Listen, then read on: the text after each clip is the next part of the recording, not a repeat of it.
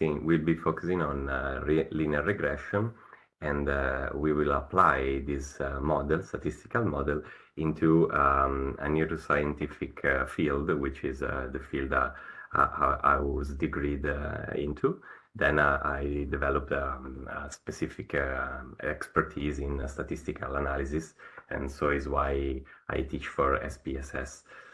We will be focusing on reading speed, which I think is something that everyone can understand because it's a daily activity for everyone.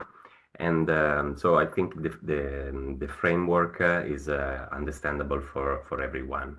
And so this example will help us to better understand how we can use the linear regression model to help us in our work. So, of course, most of the statistical technique that we'll be using in our statistic work or data analysis in general are meant to establish some relationship between the variables that are of interest of our study. But particularly, the linear regression is useful to quantify properly the effect of one variable or more than one independent variable onto a dependent variable that is the variable of our interest. We call the linear regression simple when we have just one independent variable, or a multiple linear regression when we have more than one independent variables. So we can add variable to our model if we want to, and also if we are able to. It's a little bit more complicated than multiple regression, so we will start just with the simple one, so we can understand. Of course, a statistical model is a way that we have to synthesize and better represent our data. Our data set can be quite big, and so to have a look of our data and the relationship between our variables is very useful to use a statistical model. So, of course, the first point is this. So a statistical representation has to be an efficient way to describe our data, but also can give us information about the future, kind of. Because if we establish what are the relationship between some variables, we can assume in another situation, changing some of these variables, what can happen. So it can give us information about the future, and also is a way to infer something about the population or the data set. Of course, in my case, the main object of the study we will see is people, but it doesn't have to be this way. It's just a way to better understand the phenomenon that we are studying in every field we work. We can use it. The only important thing is that with linear regression, we have to use quantitative variables. There are exceptions to these rules, but generally speaking, we will use linear regression where we have quantitative variables. Has many other statistical tools and tests. Also, the regressions has some assumptions that must be respected. Otherwise, it's better to use another test probably, or or we can add some transformation to our data set to fit to the assumptions. First assumption is that the dependent variable it must be normally distributed, describing a Gaussian curve. Also, the independent variables that we are adding to our model must be correlated with the dependent variable. Otherwise, it won't be useful to add them. And also, we have to look to the homoscedasticity of errors and check that the residual of our evaluation have a Gaussian distribution as well. We won't dive into this assumption that are, I think, a little bit advanced, but we have to keep in mind that this condition must be obtained. Otherwise, it's better to change our procedure. So let's see what by what is composed our regression line, because the linear regression, as the linear suggests, can be represented with a line, and the line is made by the coefficients, especially a and b. For now, we will switch beta. So I will be showing you a couple of expressions, but I will explain what they mean, and it won't be a complicated thing.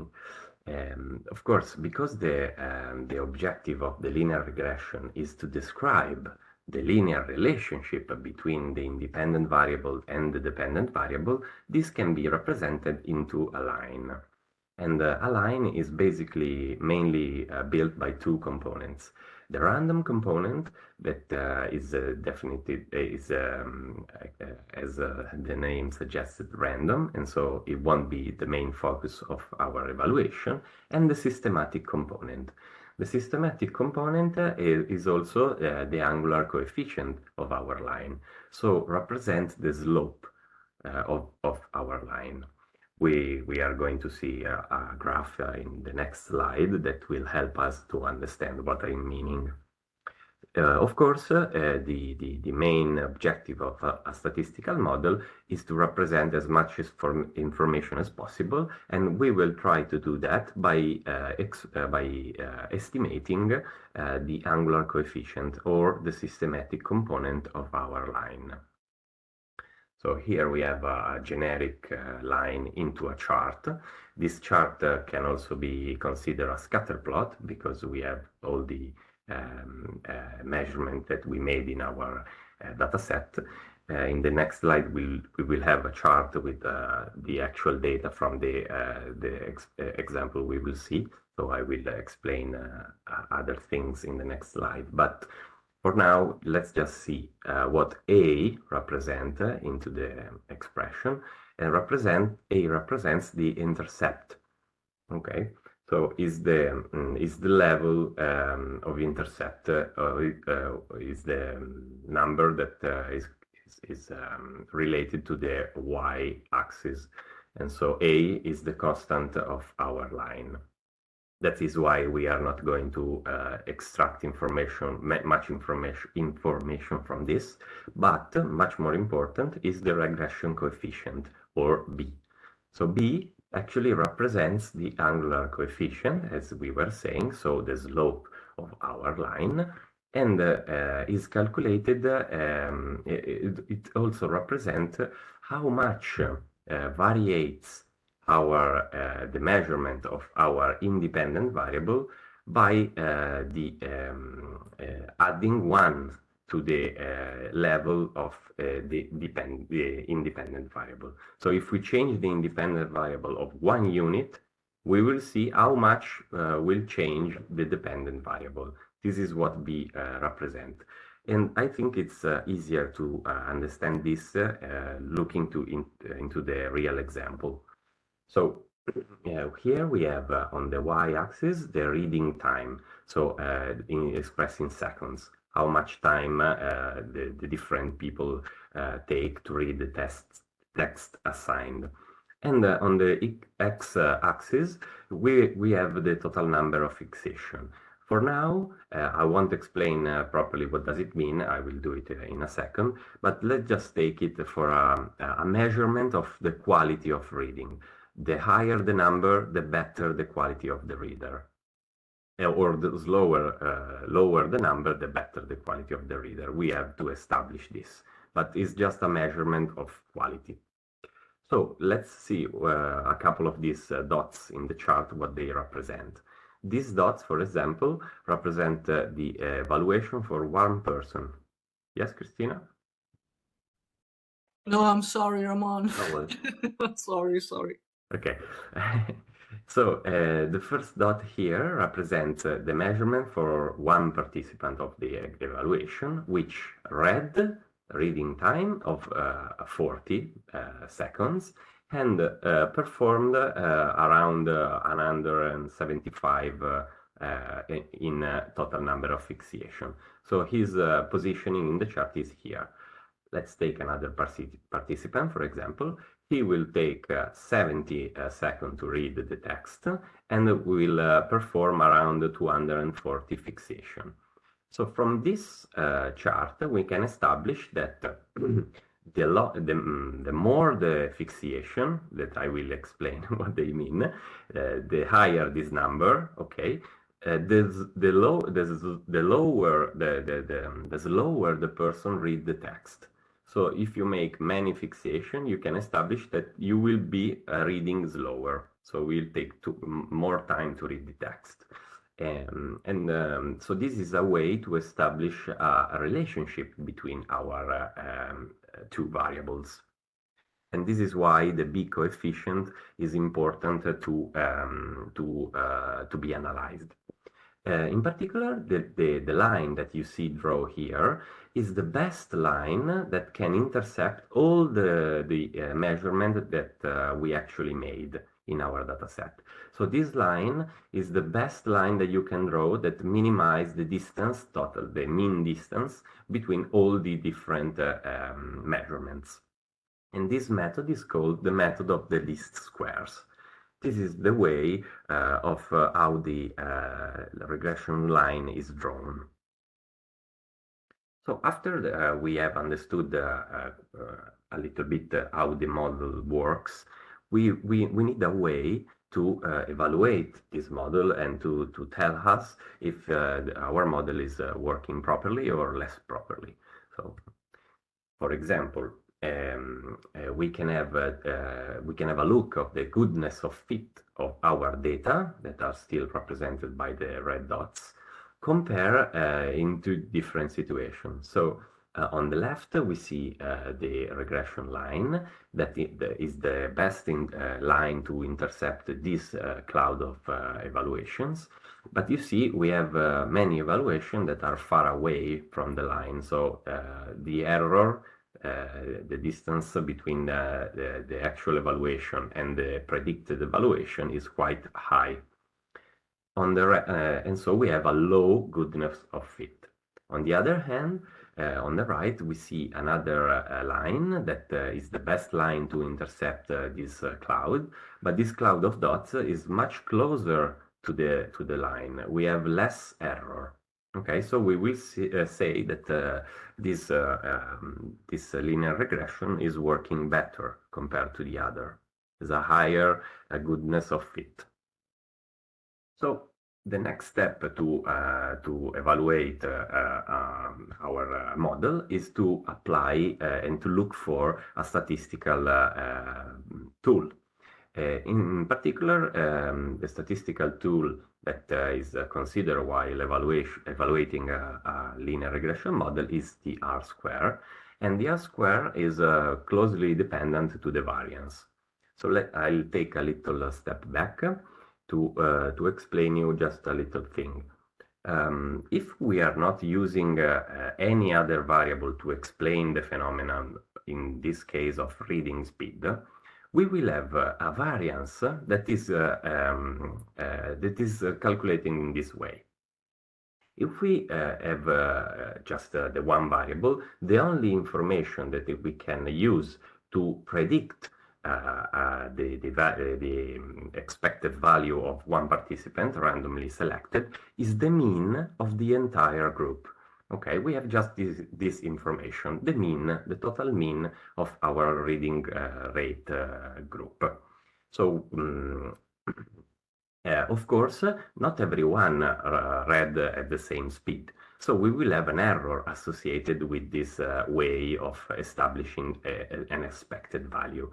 And if we calculate all, this is the summatory, all the error expected, and then this is called the variance. So we can represent graphically the variance as all the information, all the variability that can be explained maybe by introducing another variable to our model. That is exactly what we are going to do. So we find that reading rate has some variance, and then we are going to see if we can add something that can explain our phenomenon. Okay, so the variance is actually what we want to explain. I will exit for a little bit the presentation mode just to show you one thing that I think works better this way. So if we introduce for starters, one independent variable, then we can hope to reduce the total variance of the variable, the dependent variable. If we actually find, like in this way, that the second variable in our model actually explain a little bit of this variability, the total variability will be less, and we will have explained a portion of variability. So the R squared in this case will be upper zero, and the number shown in the by the R square represents the percentage of variance explanation. Okay, the more the more the variable that we have introduced explains the variability, the variance of the dependent, the higher will be the level of R square. In this case, I'm showing now the level of R square will be 1, which is the maximum possible, because 100% of the variability of our dependent variable has been explained. Of course, we can add also other variables, okay, if we want to explain even more of the variance. For example, in this way, we have a multiple regression model with much more variance explained. Okay, so the higher the R squared, maximum 1, the best the explanation of the variance in the dependent variable. And in this case, on the other hand, we have 0 R squared because there is no correlation between the variables that we have put in our model. At the end of the overview, statistical overview, then we will dive into the example. That is the statistical inference. Of course, we have to reject the null hypothesis to be certain that what we found in our statistical analysis is actually different from 0. So once we have calculated all the coefficients, we have then to check if the p-value associated to this test, to the different coefficients, is actually lower than the 0.05 that is the consensus level of p-value that is considered acceptable. This is because if we accept a p-value lower than this 0.05, this actually means that the probability that we have found randomly our coefficients and is less than 5%. So it's a way to establish how certain we are of our evaluation and our statistical tests. So now that we have made a little overview, we can look better into the example of today, and we will see what I've told you in practical way. So we will actually make some linear regression model to evaluate the reading speed. Now is the moment where I explain you what fixation means. Because while you're reading, for example, while you are reading this little piece of text, your eyes actually are jumping from one point to the other. And they are not moving into a line. They are jumping. So if you measure these jumps with an eye tracker, that is a machine who reads the movement of your eyes, you are able to tell how many stop a person made to read all the text. that is why the lower the number, the faster the reader. Because if you make very big jumps, because you read very, very fast, you will make a low number of fixation and you will read very, very fast. But this is just one of the many different things that are involved into reading. There is also another thing that we can consider, and this is how long you will be staying in the fixation before moving into the next, because it's not always the same. It's always usually the same for the same person, but is different between different persons. So you can be making very big jumps, but then staying a long time. And this will end up in a longer reading rate. So these two variables are the variables that we'll be looking for. How many stops someone make to read the tests, and also how long he's staying in each one of these stops. Okay, and this is called total number of fixation, the first value, so how many stops a person did, and the total duration of this fixation. I prefer to sum all of them instead of using the mean, but it's totally the same. You can use the two things alternatively.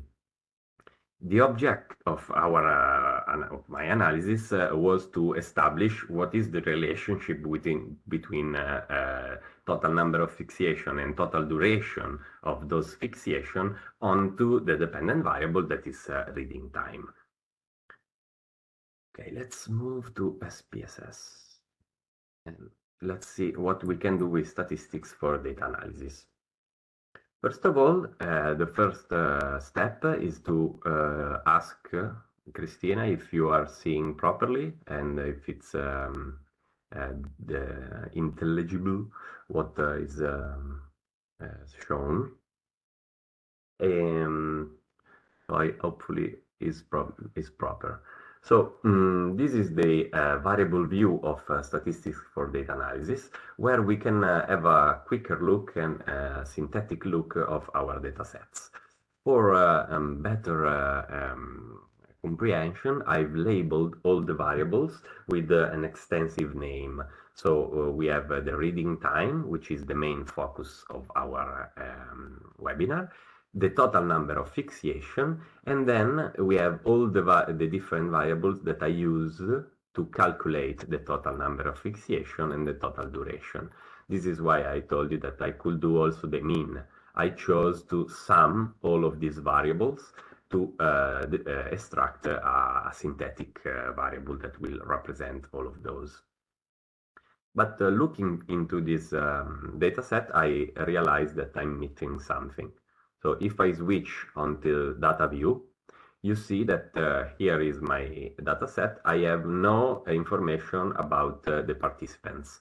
So I do not have a variable that is staying what is the number of the participants. And this can be solved easily by using one of the add-on that Statistics for Data Analysis solution presents.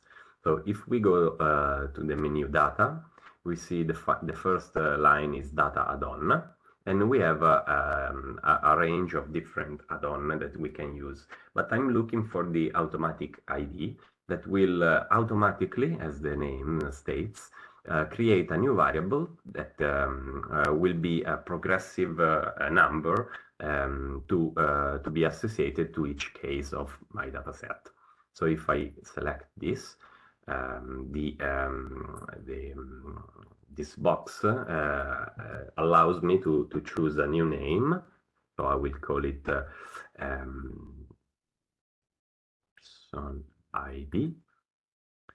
And the label, I'll call it ID. Okay, then I will run it. Of course, the output viewer is open to make this evaluation, and you see we have the new variable. Now I go back to the variable view to change a few things. For starters, I don't need the decimals of this variable, so I will just put 0. And then I will change also the measure of this variable that I consider a nominal variable. Then I'll put it at the beginning, and I'll go back to the data view to see. Perfect. I have all my 26 participants collected this way. So now we can go further and start to see how we can perform a linear regression with our data, with this data set. First step will be to check all the assumptions that I show you. We will skip this part because it will take almost all the webinar. So it is just, there is no inference to be made in those passages. You have just to check something. Sorry, I'll go back. Okay, so to make the linear regression evaluation with statistics for data analysis, we go back to the menu and we choose Analyze. So here we have all the most of the analysis available, and we go to Regression. Here we can choose between many different, as you can say, regressions. Our webinar is about the linear regression. Okay, and the linear regression can be simple or multiple, and both are accessible from this box. So you can choose more than one independent variable, but just one dependent variable. Allora, let's take it a little bigger, this way, okay? So you see the first name represented is the label, and then we have also the original name. Reading time is the dependent that we are interested in studying. And then we will start from the total number of fixation that we have to put into the independent box. Okay. So this is as simple as possible how to perform a linear regression. Also, we can personalize our regression by asking to have different statistics from the one that are automatically offered, or to change other options. For the sake of this webinar, this solution is already fine. When I press OK, I will be put back on the output viewer. So in the output viewer is where you can see the results of your analysis. First of all, we have just a little recap of what has been done, what are the variables involved in this evaluation. Then we have a summary of the model, okay, and we'll go back to this in a little bit, because here we can find the measurement of R-square. That, as we saw before, is how we evaluate our model. But okay, then we can skip this box for now and go back and go to the coefficients, because as maybe you remember, I told you at the beginning that we are focused on to establish and measure the angular coefficient of our line. Okay. So here we find the famous B, that is the angular coefficient of our line, and also the constant, that is the A. Okay, so 8 is the number of the constant, A in our line, and B is represented by this number here, 0.198. Okay, this means that we can now check for the significance of this test to be sure that this number is different from this number, sorry, is different from 0. So if the p-value significance test is lower than 0.05, then we can assume that the number shown here is actually different from 0, and we can assume that this is the number that actually represents the relationship in our data. Now we can be looking back to the R-square, and we can interpret this 0.4. You remember the R-square will be changing from 0 to 1. So 0.4 represents the 40%, a little more, almost 41%, of the total variance of reading rate. So reading time is explained 40% by the total number of fixation. Now we can also ask the statistics for data analysis to give us the scatter plot that I showed you before, and so that we can also appreciate this relationship into the graphs. So we go to graphs here, or otherwise there are other way to, but I prefer this one, the chart builder. Okay, and then I go to the scatter plot.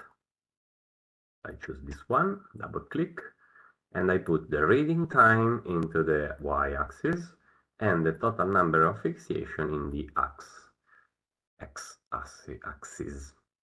Then I give the OK. And voila. This is exactly the same chart that we saw before. I want to add the line. So like this, I can add the line as well, the regression line. Oops. And you see, when I add the regression line, the R square is also shown into this chart. And here we have our coefficients. So we have the regression expression, where 8 represents where the line intercepted the axis. Give me a second and I'll show you why he's not. He's at 40 now. Give me a second. And then 0.2 is an approximation of 1.0.0198. Okay, as approximated by 0.2. Okay, so this is the two coefficient inside the line. Here you see that the origin of the axis is not a 0. So to have to see the interception at the proper point, I have to change the scale of my data set. So I can do that just for the sake of the example. And I will have to put this axis to 0.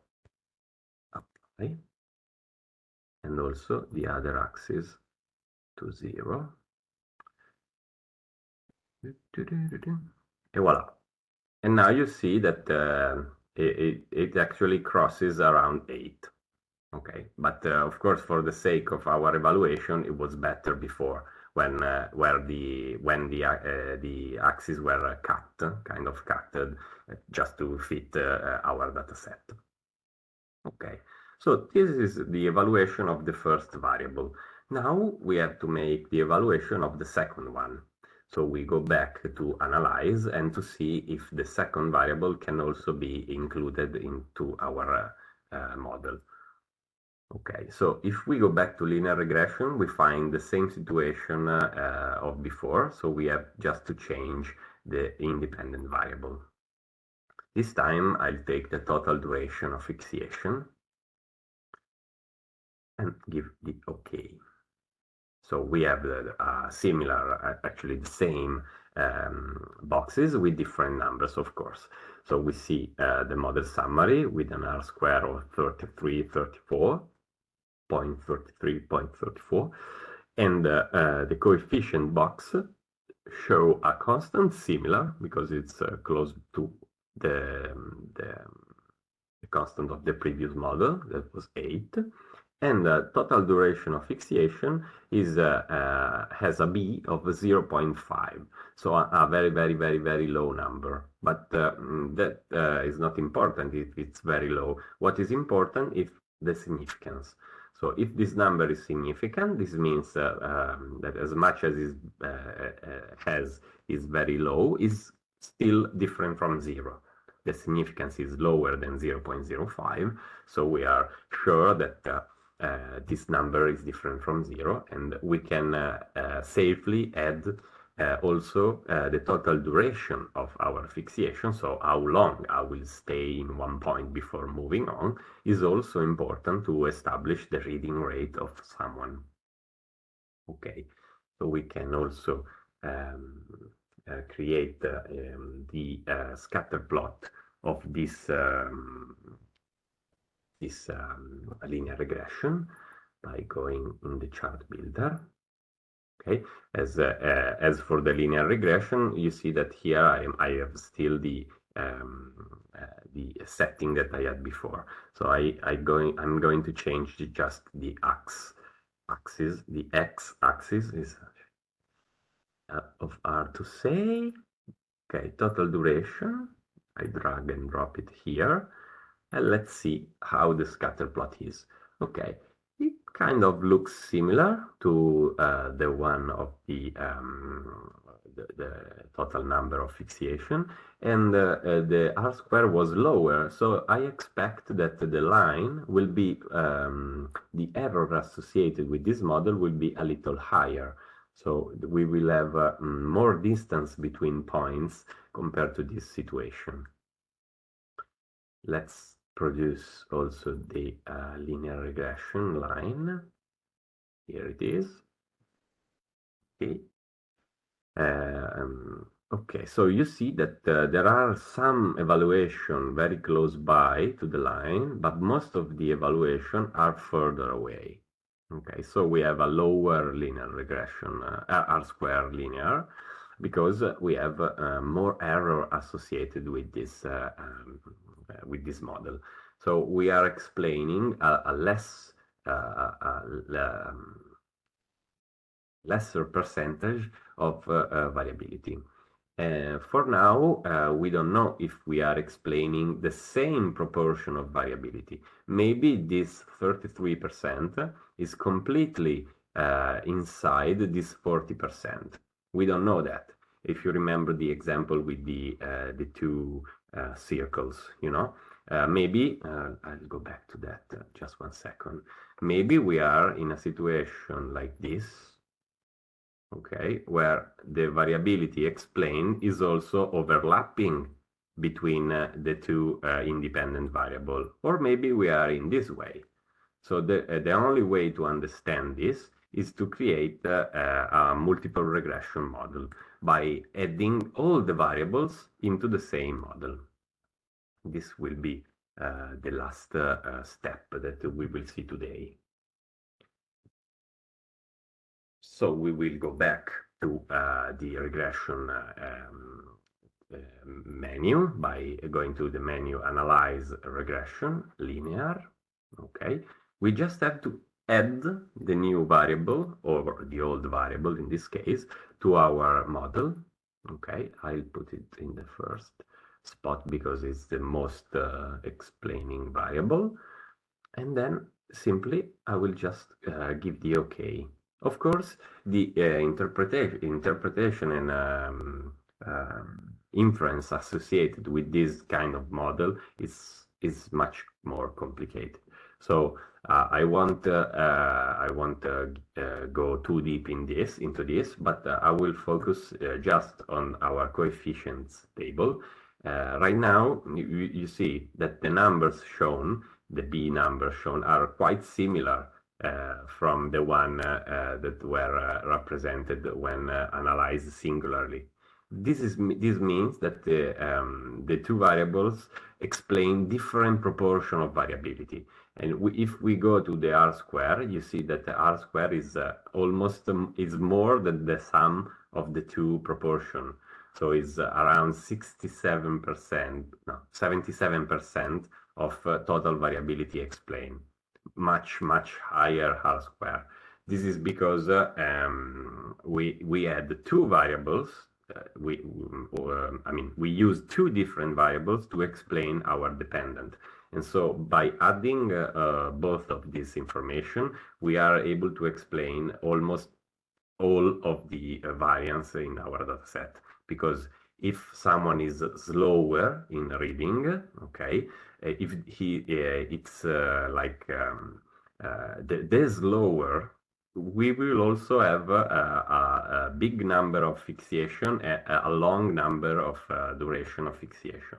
So by establishing this model, we actually capture most of the variance in our dataset. And so the goal, the original goal, to understand what is the contribution of this to part of reading, so the number of total fixation and the time we spend in each of them, is actually 77% of the time of reading.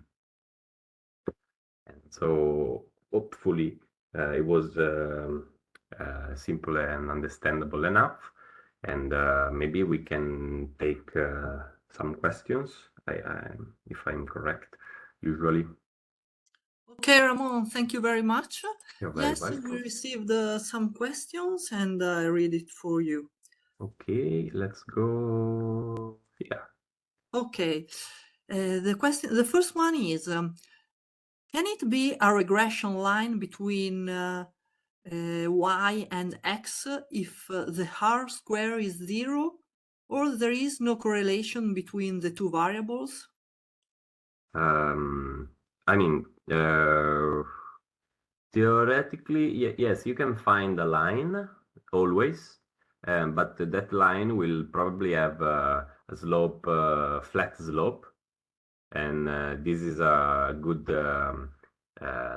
this will tell you that there is no relationship between your data. So you can produce the scatter plot always, but you will find a evenly distributed cloud without the possibility to intercept properly your cloud. So probably you also have zero correlation in that case, probably.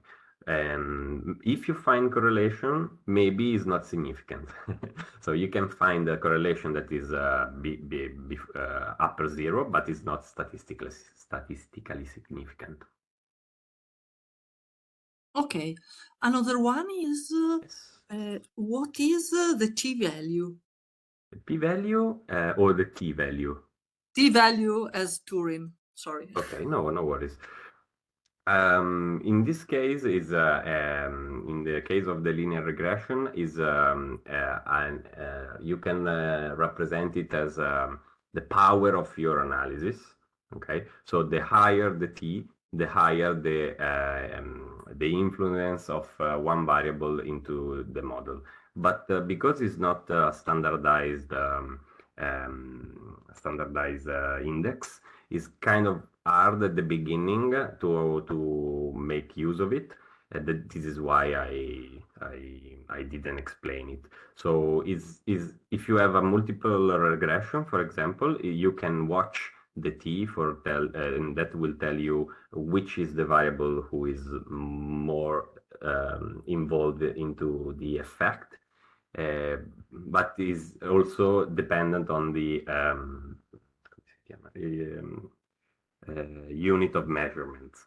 So it has to be looked properly. Okay. Allora, sorry, this other one. What's the better to do if the dependent variable is not Gaussian but heavily skewed, distorto? Yeah. Okay. The best thing, I mean, it's kind of hard to say what is the best things, but probably the first thing that you can do is apply transformation onto your variable. Because if you, for example, transform your data into a logarithmic data, so applying the same transformation to all the data, to all the variable, you will probably reduce this kind of effect without distorting too much your inference. Of course, the numeric relationship then will be a little harder to read, but you can always transform it back from the logarithmic. Otherwise, you can use other tools such as the non-parametric regression or other more advanced tool. So there are different ways, depends of how skewed is the variable. Okay, Ramon, we are receiving a lot of questions. It's I a very I read generic some more, field. only to some more. Okay, no worries. Okay, this one. This means the higher the total number of fixation, the higher the reading time, isn't it? Yes, because as suggested, also is shown into the. I will go back to that, which is easier. Okay. Give me a second. Eccolo qua. Here it is. You can see here that the slope of the line is pointing upwards. So the increasing the number of fixation is mean increase of reading time. So you can tell how much. 0.2. So not much. Zero for each fixation, you lose almost a fifth of a second, more or less. So yes, this is the conclusion, and you see that is not deterministic, because this person that was it was not the slower, because this one was the slower, had the most fixation, but generally speaking, there is this relationship. So it's not deterministic, as otherwise the variance would be 0. Okay, but this is the inference that we can make. Correct. Okay, okay. I send you another one, and then I think that we will answer to the other question via email after the webinar. Sure. Okay, this one. I can show my face as well, maybe. Thank you very much. This Here. one on the assumption, how it's possible to determine the correlation between the variable before analyzing them? This is very easy, and we can use statistics for data analysis.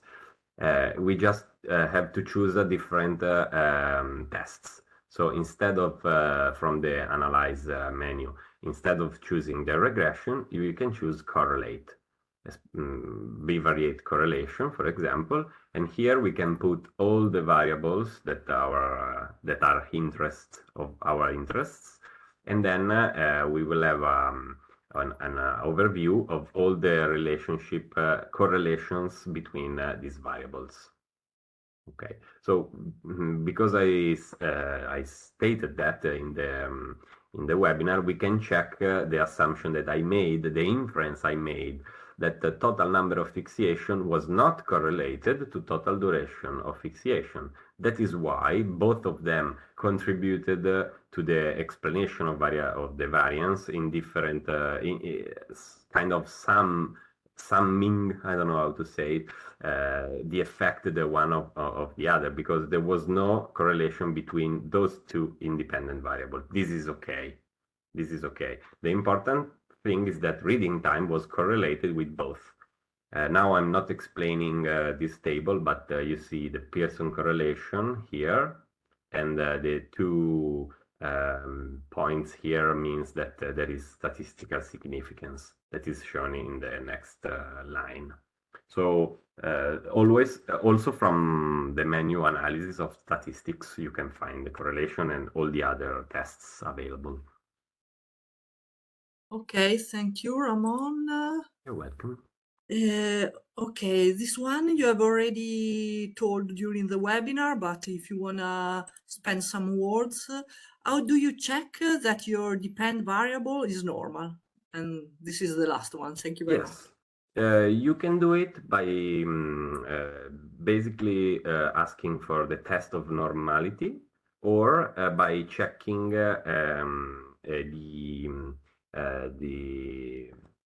let's say the distribution of your variable. So by graphical evaluation. Let's see if I can show it fast enough. So you can do from the menu analyze descriptive statistics, for example, and you choose explore. And explore is a good tool to check for the graphical representation of your variables. For example, with an histogram. Okay, so you see here we have an histogram, and then we can add the normality line. And we see that we have a missing part of the variable, but more or less is distributed heavily. With normality test, you can also have a numeric description of this, so might be better. Usually is better, but it was quicker this way. I'll show you.